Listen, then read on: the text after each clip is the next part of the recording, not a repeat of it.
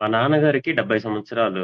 ఆయన కొంచెం asthma patient. Medicine మీద నడుస్తున్నాడు. ఇప్పుడు ఆయనకి దివాన్ మీద పడుకోవడం ఆయనకిష్టం. దివాన్‌కి ఒక బెడ్ తీసుకుందామని అనుకుంటున్నాను. అయితే ఇప్పుడేంటంటే ఆయనకి ఇక్కడ పడుకొని లేచినప్పుడు లేదా మళ్ళీ పడుకుంటున్నప్పుడు ఇక్కడ కొంచెం పట్టేసినట్టు కన్వీనియంట్‌గా ఉండదని. అది ఓకే. డాక్టర్‌లకు చూపిస్తే అది ఆస్తమా వల్ల అని జెప్పారు. అయితే పడుకునేటప్పుడు కొంచెం కంఫర్ట్‌గా ఇద్దాం ఇప్పుడు దాకా సో బెస్ట్ ఏంటి అనేది సజెస్ట్ చేస్తారు.